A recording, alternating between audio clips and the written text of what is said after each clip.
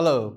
Now we have section 2, the aim and principles of China's foreign aid. This section we will talk about the aim and principles of China's foreign aid. First, let's learn about the main aim of foreign aid. The main purpose of aid is to promote developing countries to develop their own national economies on their own. Specifically, the main contents are integrating the interest of the Chinese policies with the common interest of the people of all countries, supporting and helping developing countries, especially the least developing countries, reduce poverty, improve people's livelihood, and realize the common development of all countries.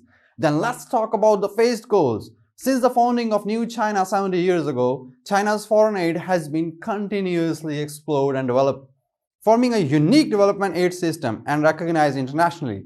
Looking back at the 70-year foreign aid system, it can be divided into 3 stages. Each stage has different goals. The first stage is from the early days of the founding of New China to 1978. The second age is from 1978 to 2000. Finally, it is from 2000 to present. The first stage is from the early days of the founding of New China to 1978. In this stage, realizing the value of internationalism with political and diplomatic interests as the core is the first stage aim of China's foreign aid.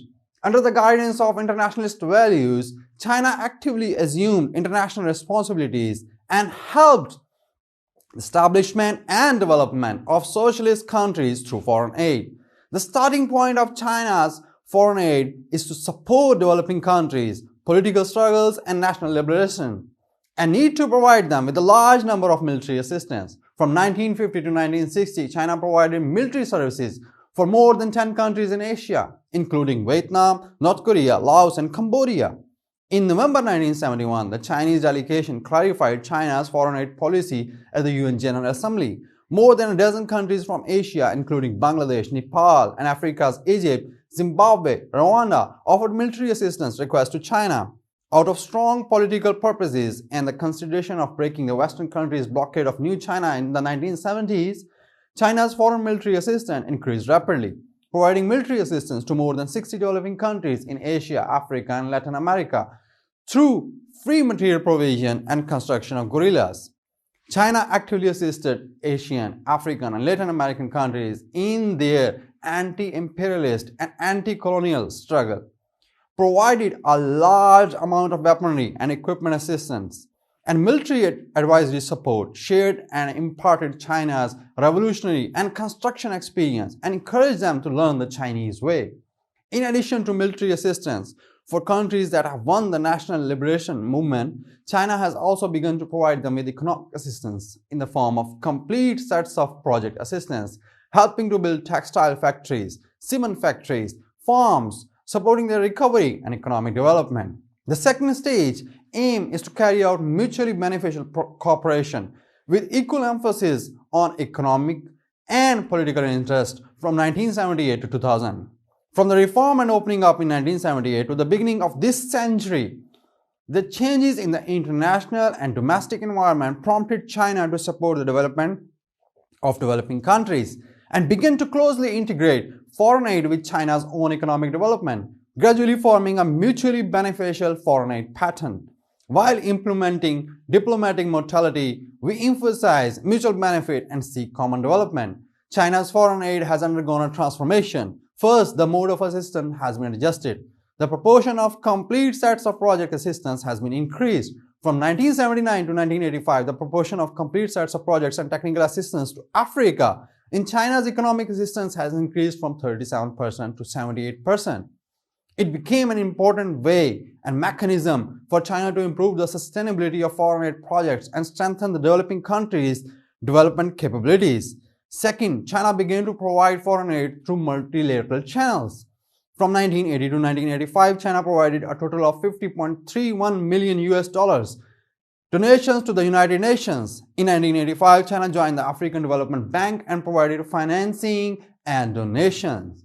Now, its last stage, mutual benefit and win-win development with sharing of development experience as the core, is the stage aim.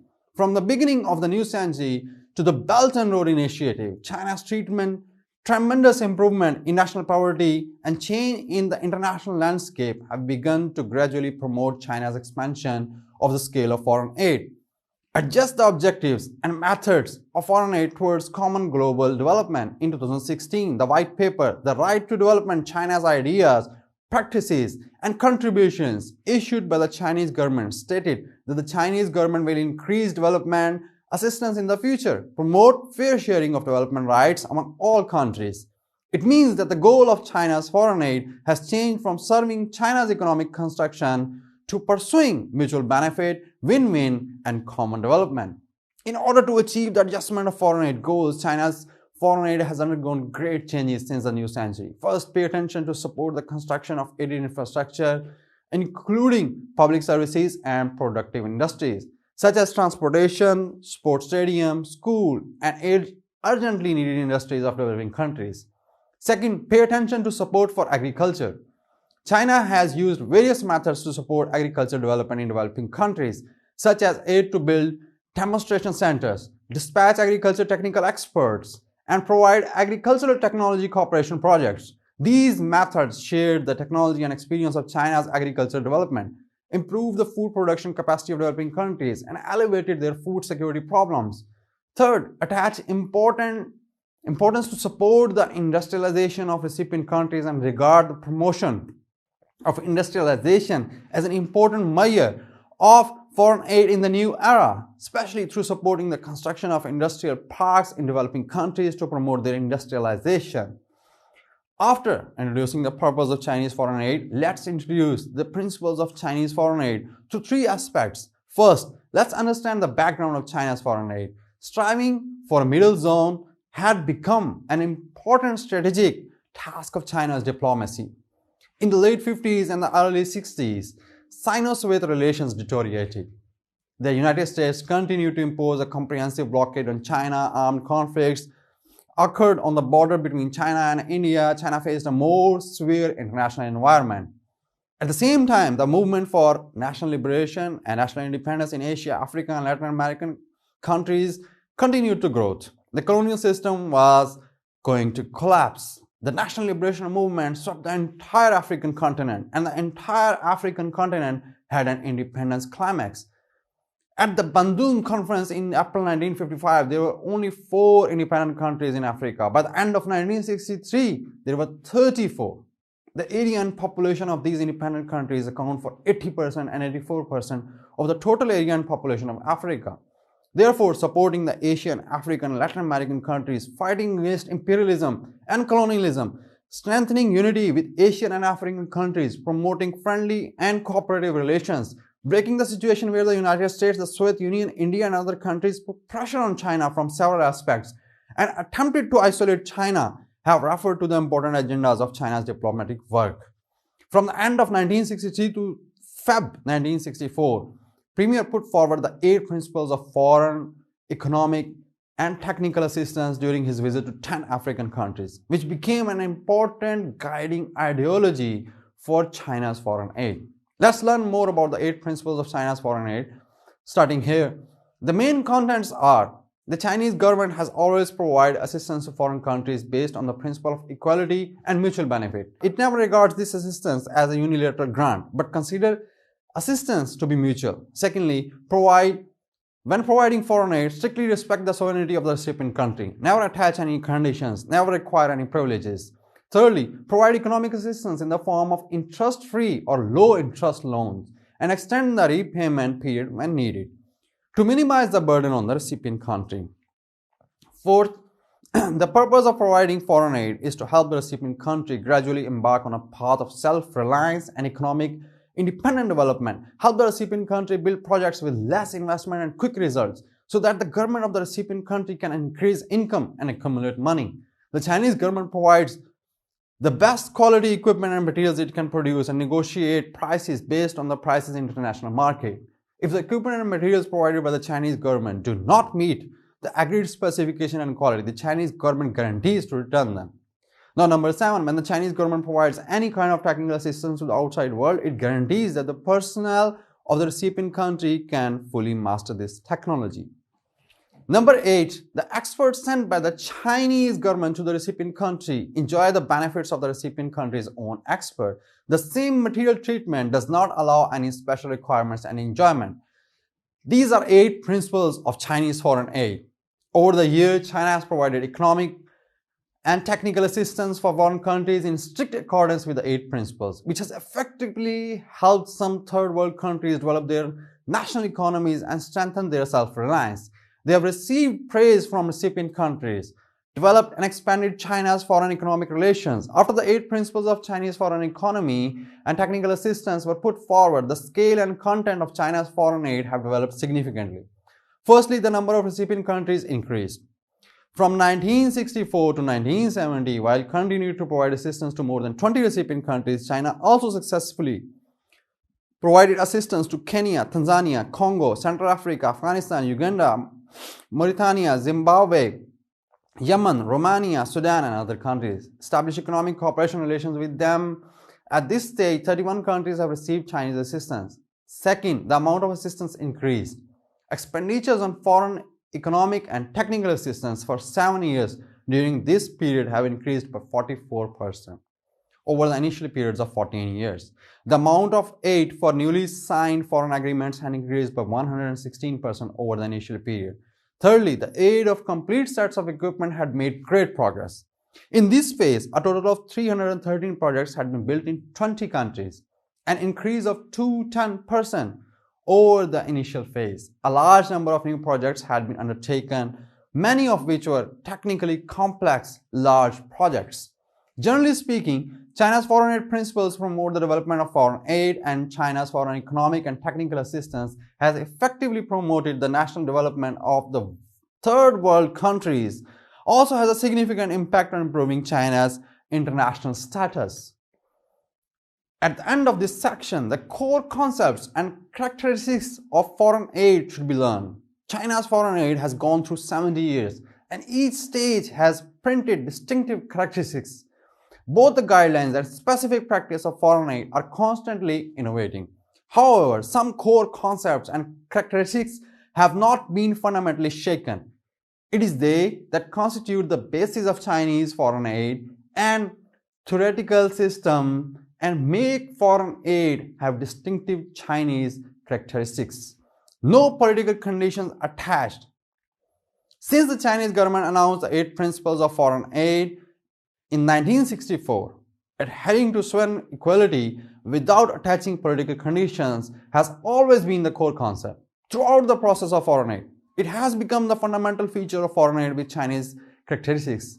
First of all, this is a basic manifestation and requirement of Chinese pursuit of a peaceful development strategy. Since China initiated the 5 principles of peaceful coexistence in the 1950s, respecting the rights of people of all countries to independently choose social systems and development paths, not interfering in the internal affairs of other countries, and not imposing will on others, have become the foundation of China's independent diplomacy. Under the guidance of these macro stages, China treats different countries equally in foreign aid. China neither regards aid as an unilateral grant, nor treats the recipient countries as targets of control and plunder, seeks its own political or economic privileges. Secondly, China's emphasis that foreign aid does not attach political conditions is based on the personal experience of do not do to others as you do not want it. On the one hand, due to historical reasons, China particularly emphasizes the importance of safeguarding the national, territorial, and sovereign integrity. It is also better able to understand and listen to the urgent call of recipient countries to protect development autonomy and unwilling to be interfered by the outsiders. At the same time, in addition to being an aid country, China also has the dual identity of a recipient country. Since the late 1970s, China began to receive economic and technical assistance from the World Bank, United Nations organizations, and Western countries. China is fully aware that accepting foreign aid with conditions will lead to burdens. China's foreign aid without political conditions has been widely praised by recipient countries. It has opened up and developed China's diplomatic space, strengthened and consolidated China's friendly relations with a vast number of relevant countries, shaped China's good international image, and enhanced China's international status. At the same time, by sharing successful experience in economic development with recipient countries, China has demonstrated to other developing countries new development concepts and ideas that are different from Western modernization. Adhere to the principle of combining reform and innovation is another characteristic of foreign aid with Chinese characteristics.